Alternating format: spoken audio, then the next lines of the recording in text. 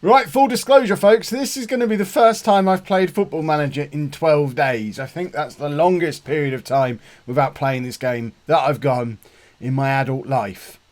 Maybe. That's a terrible statistic.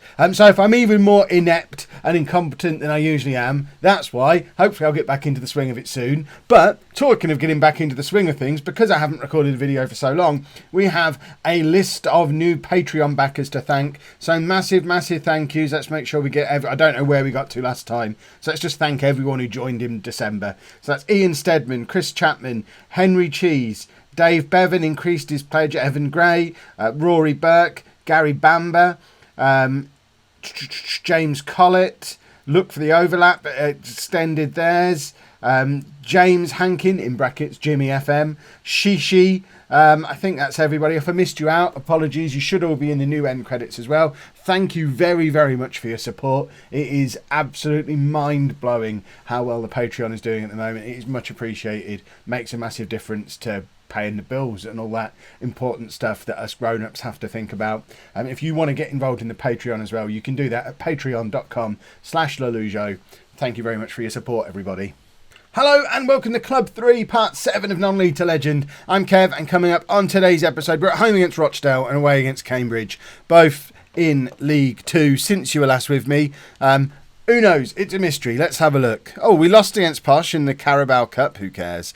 We then drew against Hartlepool, beat Chesterfield, drew away against Wickham, and then beat Bournemouth under 23s in the Checkatrade Mickey Mouse Nonsense Cup. So my initial assessment of that suggests we're quite good at home, not so good away from home. So that might be something we need to keep an eye on today. But we are starting things off with a home game against Rochdale. I know it's very early to be looking at the league table. We're currently second, and Rochdale are 11th. So, you know, fingers crossed. And this is going to be the team that we're putting out there. I don't even remember signing some of these players. I even rewatched yesterday's episode.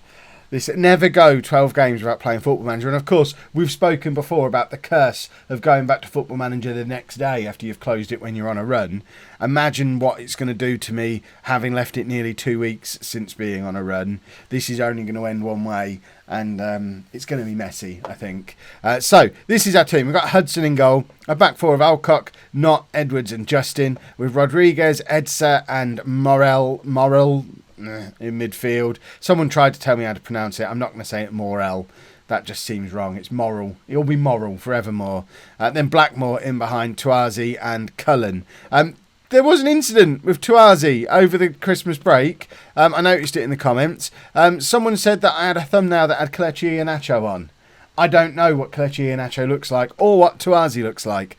It was supposed to be a thumbnail with Tuazi on. I googled Tuazi. He's at Man City in real life, so it was a picture of presumably him in a Man City shirt. If it was Iheanacho, apologies to everyone involved. But I don't know what either of them look like. If Google's got it wrong, that's Google's fault.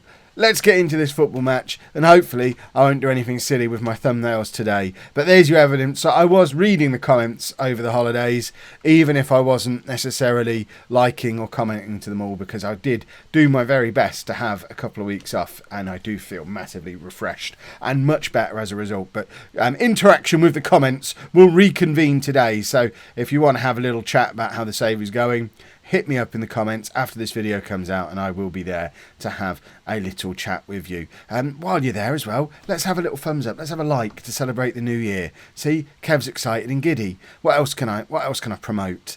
The Lollujo FC shirts. They go off sale in 2 days. If you want to get one of them, I can't remember how you do it.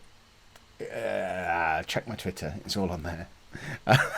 But we're definitely ordering them. It's just going to be the last few people who need to get involved in that. Check the stream on Thursday. That's where we'll talk about it in detail. That's when orders close for the Lollujo FC replica shirts. And lastly, we will talk about Football Manager in a minute. This is just a really long advert. I apologise. I've got lots to say to you. Lots has happened in the last 12 days when I've not been doing videos. The wrestling channel is back today. Lollujo Wrestling. If you haven't already subscribed, just search for Lollujo Wrestling. I'm going to be trying to do weekday daily. I'm not going to do weekends, but throughout the week there's going to be videos up there most days. Certainly there'll be Raw and SmackDown reviews, pay-per-view reviews, that kind of thing. So we'll be kicking that off today with my Raw review that I haven't recorded yet, but I'm sure it's going to be brilliant. And now I've said it on this video, I'm committing to doing it, which is what I had to force myself into doing because that's how my brain works.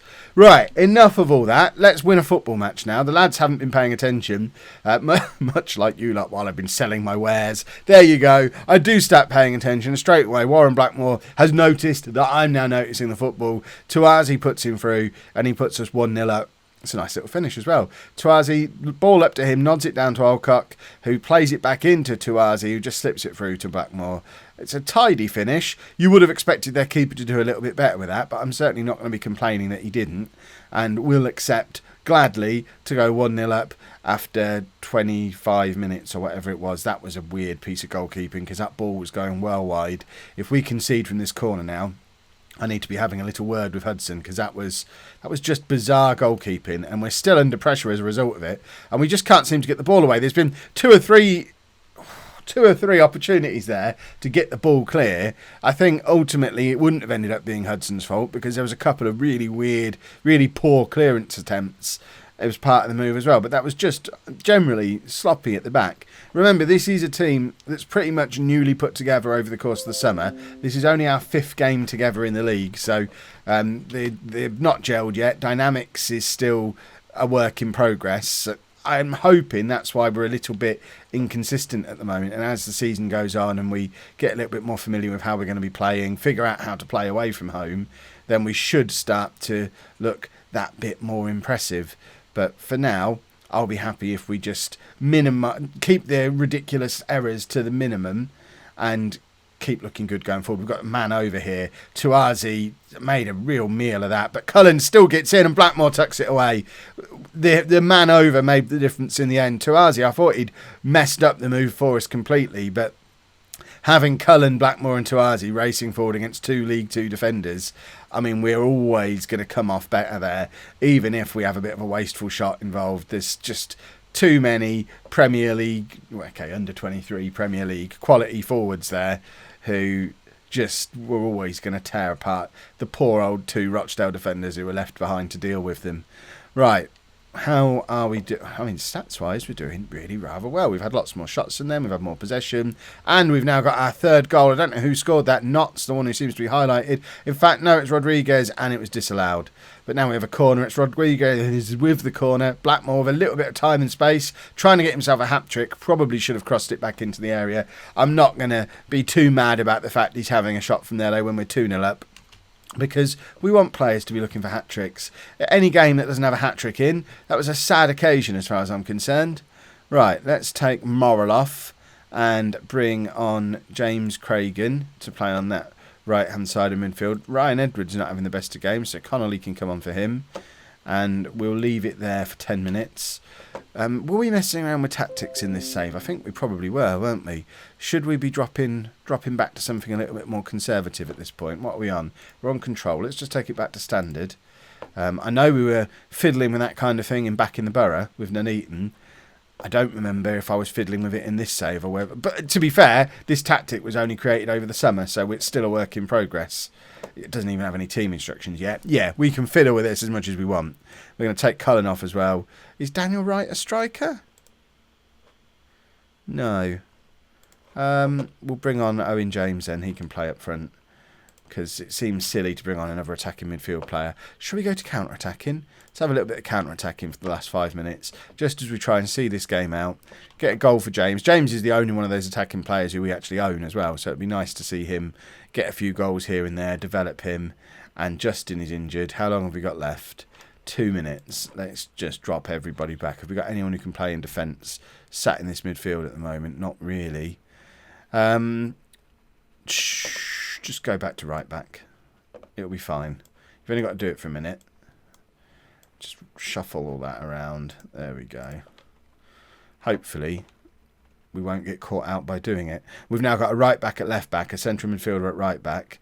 This is a proper Kev defence. We've sorted the attack out. Just throw anyone who can kick a ball, just stick them at the back. It's fine. They're not there to really touch the ball anyway. their primary objective is kicking the ball up towards the good players.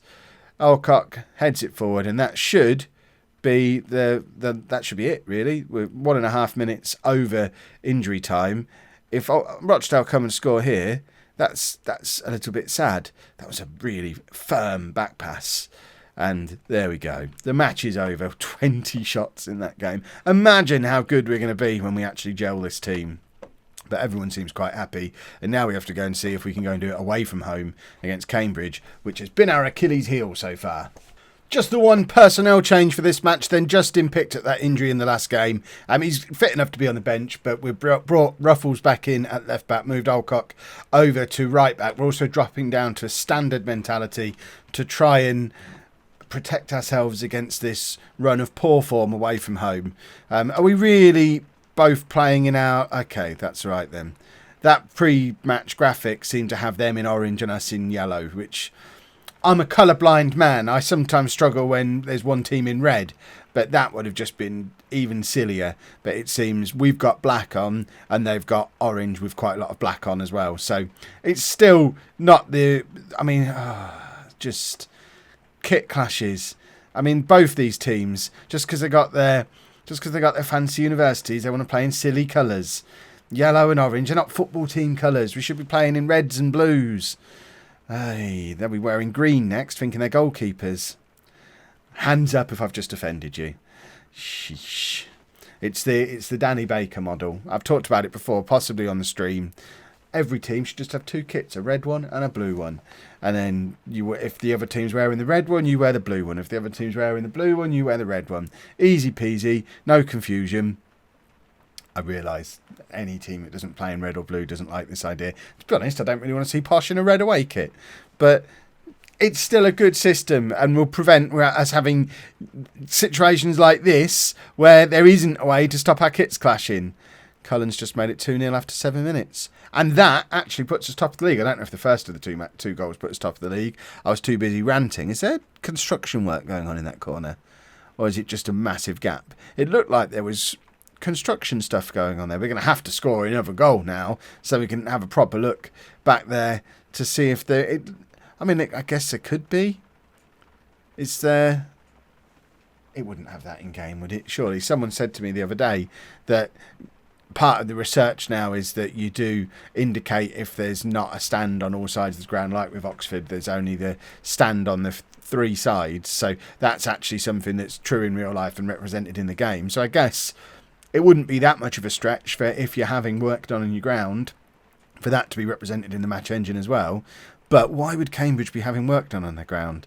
They're still at the same level they were when the game started, and they don't fill this ground because they've only got 4 fans. Oh, being a Posh fan is fun. Cambridge would consider us their rivals, for those of you who don't follow English lower league football. But to be honest, if you don't follow lower league football, you won't know who Cambridge are. Oh, I could do this all day. It's good to be back, everybody. Hands up if you're a Cambridge fan. I realise there's no way to do your hands up. You'll have to let me know in the comments. If you are a Cambridge fan, sorry. One saving grace, though, is there's not a lot of you, so you can't do much damage. Oh, this is good fun. Oh, they've picked up an injury now, have they? Right, let's focus on the match rather than trolling Cambridge fans. Is there a rivalry between Oxford and Cambridge because of the whole university boat race deal? I don't know if that's actually a thing. I'll have to look on the club page. Let me know down in the comments if you know if there's an actual rivalry between the two. Presumably there's not, because they're quite far away from each other. It would be a weird rivalry to have unless it is tied into the whole university thing. But I kind of feel like the people who are in the two cities for the university, they're not really going to be following the lower league football that goes on there. And if you're a fan of the football teams, you probably don't really like all the students being around. You're a local. Oh, students again. Is that how people from Oxford and Cambridge talk? I realise there's almost certainly Oxford fans watching this. Please understand, I'm not mocking you. It's all directed at Cambridge, at the Cambridge fan. It's all directed at him. It's keeping me amused, and that's the important thing. Right, tactically, do we need to make some kind of tweak? Because we have been this has been our issue away from home. Even when we've taken leads, we've let teams back into the game. I really don't like the whole dropping down to counter-attacking and defensive thing, but at the same time, I don't like conceding late goals, especially against teams that I've been trolling throughout the entire match, and we've just... I mean, that should be a red card as well, presumably. I think we've got away with that a little bit because he was definitely through on goal, definitely a goal-scoring opportunity. Can we save the penalty? We cannot, and it's 2-2. So forget tactical change nonsense. Unless, I don't know, I would say we're probably more in danger of losing the match than winning it at the moment. Stats-wise, for shots we're fairly even, but Cambridge have enjoyed more of the possession. And... we had a good start, but it's almost as if we had a good start, then spent the whole match just coming up with Cambridge gags. As a collective, it wasn't just me, the whole of our team were doing it. We weren't really concentrating. We've wound them up. They've got themselves back into the game, and now we've got a little bit of work to do to make sure we don't throw this away and lose our unbeaten league start, which, I mean, if that's how they're shooting, we should be all right. I've not noticed the Sky Bet logo around the pitch before. Is that new? Or has that always been there? That's I guess, is that because Sky Bet have got involved, or is that part of the deal with having the licenses and stuff? Tuazi's having a really, really poor game. Let's try swapping those two over. What can Cullen do as a support striker? He can be a defensive. I love a defensive forward. Can James do that? No. Let's do that then. Sheesh. And Blackmore's also not having a very good game. Neither's not. We've got a few players who haven't really turned up today. I feel a triple substitution coming on. We'll bring on Wright and we'll also bring on Connolly. And there you go. It's triple substitution time. And hopefully that'll be enough just to wake everybody up and get us refocused. We don't want to lose this game. A draw away from home. I'm fine with a draw. Although we were in a winning position and should probably go on and win the game. But in the circumstances, I could live with a draw. But I don't want to go and lose this match. Right, Edsa, Rodriguez, Cullen. Oh, was that right? It looked like Cullen had a weird shot that took a really strange trajectory and kind of hit right. And ended up heading towards goal, but it was saved. And I think that was probably the last proper chance of the match. This is just going to be the full-time whistle, isn't it? And there it is. 2-2 away from home. It's not a disaster. Probably should have done better. And we've got some stressed players. Oh, no, don't be stressed, lads. Stop giving away leads. All in all, though, I'm still comfortable with the start we've had to this season. We're still undefeated in the league, I think. We're still undefeated in the league. We're sat in second place. Can't really complain, can we? If you have enjoyed that, please make sure you leave a nice big thumbs up on there for me. Subscribe to the channel for daily Football Manager content. Back to twice daily from now on, in fact. We're back at 9 o'clock tonight with Back in the Borough, if you've been getting into that over the Christmas period. And thank you very much for watching.